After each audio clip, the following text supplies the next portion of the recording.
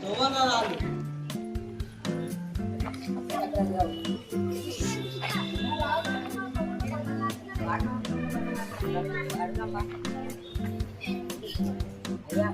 మా పొలంలో పని అంటున్నారండి అయ్యా, ఇది నా పొలం అయ్యా, వదిలిపెట్టండి అయ్యా. మా అయ్యగారికి ఎదురొస్తావా? బతకాలా లేదా? బతకాలంటే మా అయ్య ఎక్కడ నోరు మొత్తం విను, లేదా ఈ ఊళ్ళోనే కాదు భూమిని ఎందుకు బదులుకుండా చేస్తాం. ఆగండ్రా మీరు, మనకి ఇంటికాడేగా చెప్తే ఇంటారులే. చూడు గిట్టయ్యా, వీళ్ళొట్టి ఏదో ఇలా మాటలకేం కానీ మా అల్లుడు కాస్తంత మోజుపడ్డాడు ఈ భూమికి.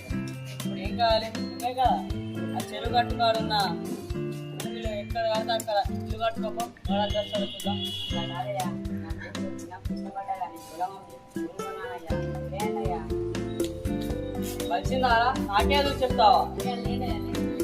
నాటి మనకు గౌరవం లేకుండా ఇలా చేస్తున్నారండి. అలా చెప్పయ్యా వాళ్ళు. అయినా ఈయన కొట్టే హక్కు మీకు ఎవరు ఇచ్చారు? చూడు వాకిలు, ఈ ఊర్లో నేను చెప్పేదే న్యాయం, నేను చేసేదే ధర్మం, నీకు అవసరం లేదు. డబ్బున్న ధనబలంతో నలుగురిని ఎన్కేసుకొని తిరుగుతున్నావు. ఇలా చేస్తుంటే ఎవరు ఊరుకునేది లేదు. అయినా రాజ్యాంగ పరంగా తన హక్కులను ఇవ్వడం నా బాధ్యత. అబ్బా, చదువుకున్న వాళ్ళతో ఇదేనా నొప్పి? చెప్తే ఒక్క మాట నేను ఈ పిచ్చి కానీ ఈ ఊర్లో నీకు ఎవరు సపోర్ట్ చేస్తారులే.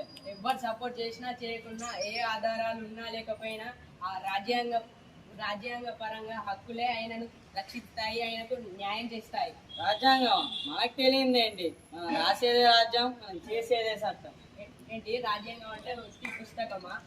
ఎవరో ఒక వ్యక్తి తన ఆలోచనలతో రాసిన పుస్తకమా? రాజ్యాంగం గురించి మనకు తెలియంది ఏంటి? రూల విగ్రహాలు చిన్నప్పుడు చదివాం కదా, ఏముంటాయి అందులో? ఆర్టికల్స్, ఫండమెంటల్ రైట్స్, అవే కదా. ఒక మహాగ్రంథం లెక్క చెప్తాను. అసలు రాజ్యాంగం అంటే దాని వెనుక ఎందరి శ్రమ ఉందో నీకు తెలుసా? మన సెంట్రల్ గవర్నమెంట్ అయినా స్టేట్ గవర్నమెంట్ అయినా దాన్ని చూసే నడుచుకుంటుంది.